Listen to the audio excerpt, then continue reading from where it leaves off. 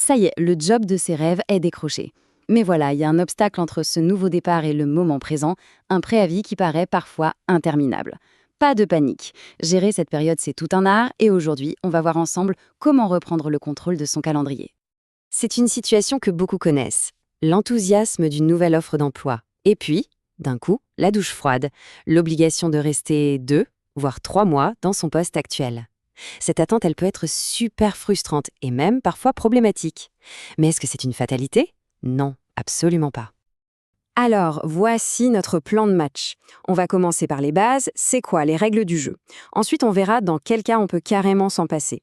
Puis, on entre dans le dur, comment on prépare sa négo, comment on mène la discussion, et à la fin, comment on trouve un accord et surtout comment on le bétonne. Allez, on y va.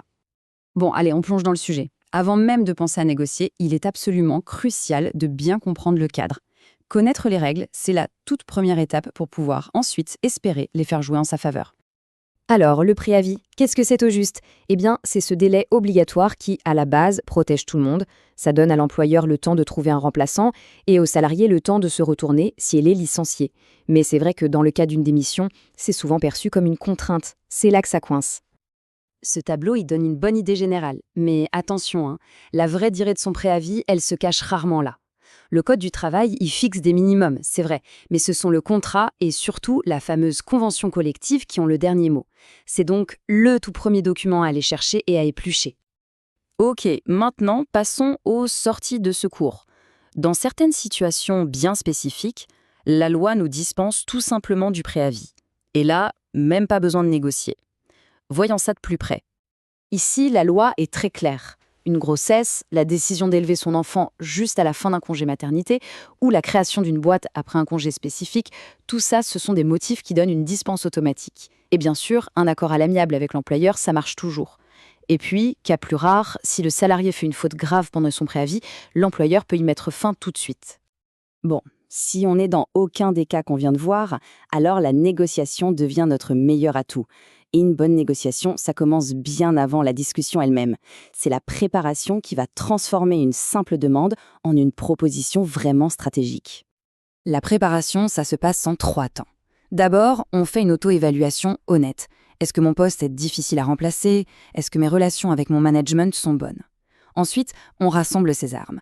La promesse d'embauche avec la date de début souhaitée, c'est l'argument numéro 1. Et enfin, le point crucial, le coup de maître, préparer un plan de passation. Ça montre qu'on ne cherche pas à planter la boîte, mais bien à trouver une solution intelligente. La préparation est faite, les documents sont prêts, c'est le moment de monter sur scène. Et là, l'approche que l'on va choisir pour la discussion, elle est absolument déterminante pour la suite des événements. Ici, vraiment, tout est une question de posture. Il faut éviter la confrontation à tout prix. On n'arrive pas en disant « je veux partir dans un mois », mais plutôt « j'ai une opportunité vraiment exceptionnelle qui demande que je commence un peu plus tôt. Comment est-ce qu'on pourrait trouver une solution ensemble ?» L'idée, ce n'est pas d'imposer, c'est de collaborer. Et ça, c'est vraiment le point essentiel. Une négociation, ce n'est pas une demande à sens unique. Proposer de former activement la personne qui va prendre la suite, de boucler un dossier super important avant de partir, ou même de rester joignable quelques semaines après le départ, ce sont des contreparties très fortes. Ça montre sa bonne foi et ça peut vraiment faire pencher la balance. Parfois, une libération complète et immédiate, ce n'est juste pas possible. Mais attention, tout n'est pas perdu. Il existe des compromis assez malins. Et surtout, quelle que soit la solution qu'on trouve, il y a une dernière étape à ne jamais, jamais oublier. Si l'employeur est un peu frileux, on peut proposer des alternatives. Par exemple, un préavis qu'on ne fait qu'en partie. On assure la transition à fond pendant 6 semaines au lieu de 3 mois. Ou alors, on peut aménager son temps de travail, comme passer à 80%, ce qui permettrait déjà de commencer à prendre ses marques dans son nouveau job. Alors là, attention, c'est un détail financier qui a toute son importance. Si c'est l'employeur qui, de sa propre initiative, dispense du préavis, il doit payer cette période comme si elle avait été travaillée. Par contre, si la demande vient du salarié et que l'employeur l'accepte, il n'a aucune obligation de payer pour la période non effectuée. En gros, le contrat et le salaire s'arrêtent tout simplement plus tôt. Et voici la règle d'or, la plus importante de toutes.